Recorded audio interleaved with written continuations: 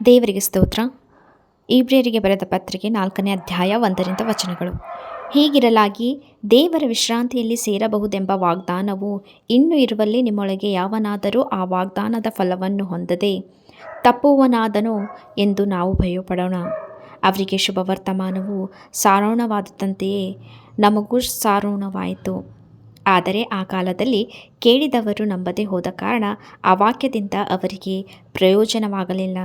ದೇವರ ಕೆಲಸಗಳು ಲೋಕಾದಿಯಿಂದ ಮುಗಿದು ಹೋಗಿ ಆತನ ವಿಶ್ರಾಂತಿಯು ಸಿದ್ಧವಾಗಿದ್ದರೂ ಆತನು ನನ್ನ ವಿಶ್ರಾಂತಿಯಲ್ಲಿ ಇವರು ಸೇರುವುದೇ ಇಲ್ಲವೆಂದು ಕೋಪಗೊಂಡು ಪ್ರಮಾಣ ಮಾಡಿದ್ದೇನು ಎಂಬುದಾಗಿ ಹೇಳಿದನಷ್ಟೇ.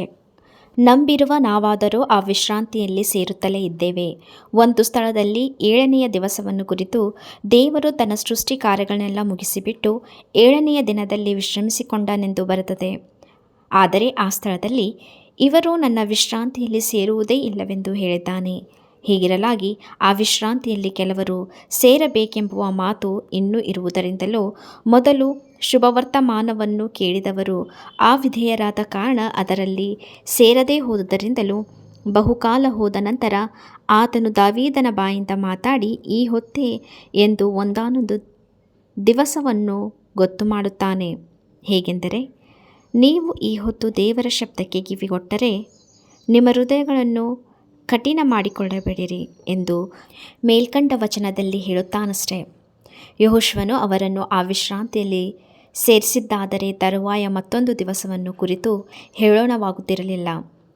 ಆದ್ದರಿಂದ ದೇವರು ಜನರು ಅನುಭವಿಸದಕ್ಕಿರುವ ಸಬ್ಬತ್ತೆಂಬ ವಿಶ್ರಾಂತಿಯು ಇನ್ನೂ ಉಂಟು. ಹೇಗೆಂದರೆ, ದೇವರು ತನ್ನ ಕೆಲಸಗಳನ್ನು ಮುಗಿಸಿ ಹೇಗೆ ವಿಶ್ರಮಿಸಿಕೊಂಡಾನೋ ಹಾಗೆಯೇ ಆತನ ವಿಶ್ರಾಂತಿಯಲ್ಲಿ ಸೇರಿರುವವನು ಸಹ ತನ್ನ ಕೆಲಸಗಳನ್ನು ಮುಗಿಸಿ ವಿಶ್ರಮಿಸಿಕೊಂಡಿದ್ದಾನೆ. ಆದ್ದರಿಂದ ನಾವು ಆ ವಿಶ್ರಾಂತಿಯಲ್ಲಿ ಸೇರುವುದಕ್ಕೆ ಪ್ರಯಾಸ ಪಡೋಣ. ನಮ್ಮಲ್ಲಿ ಒಬ್ಬರಾದರೂ ಅವರ ಅವಿಧೇಯತ್ವವನ್ನು ಅನುಸರಿಸುವವರಾಗಬಾರದು. ಯಾಕಂದರೆ ದೇವರ ವಾಕ್ಯವು ಸಜೀವವಾದದ್ದು, ಕಾರ್ಯಸಾಧಕವಾದದ್ದು, ಯಾವ ಇಬ್ಬಾಯಿ ಕತ್ತಿಗಿಂತಲೂ ಹದವಾದದ್ದು, ಪ್ರಾಣ ಆತ್ಮಗಳನ್ನು ಕೀಲು ಮಜ್ಜೆಗಳನ್ನು ವಿಭಾಗಿಸುವಷ್ಟು ಮಟ್ಟಿಗೂ ತೂರಿ ಹೋಗುವಂಥದ್ದು, ಹೃದಯದ ಆಲೋಚನೆಗಳನ್ನು ಉದ್ದೇಶಗಳನ್ನು ವಿವೇಚಿಸುವಂಥದ್ದು ಆಗಿದೆ.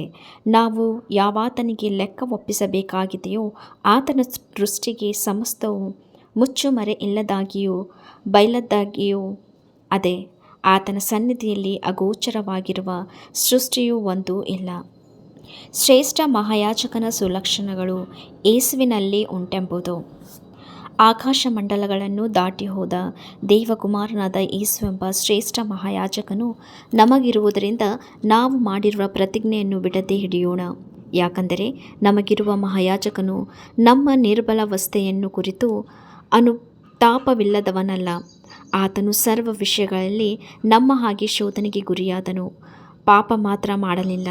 ಆದುದರಿಂದ ನಾವು ಕರುಣೆಯನ್ನು ಹೊಂದುವಂತೆಯೂ ಆತನ ದಯೆಯಿಂದ ಸಮಯೋಚಿತವಾದ ಸಹಾಯವು ನಮಗೆ ದೊರೆಯುವಂತೆಯೂ ಧೈರ್ಯದಿಂದ ಕೃಪಾಸನದ ಮುಂದೆ ಬರೋಣ. ಈ ವಾಕ್ಯ ಭಾಗವು ಇಬ್ರಿಯರಿಗೆ ಬರೆದ ಪತ್ರಿಕೆ 4ನೇ ಅಧ್ಯಾಯ 1ರಿಂದ 16 ತನಕ ವಚನಗಳು.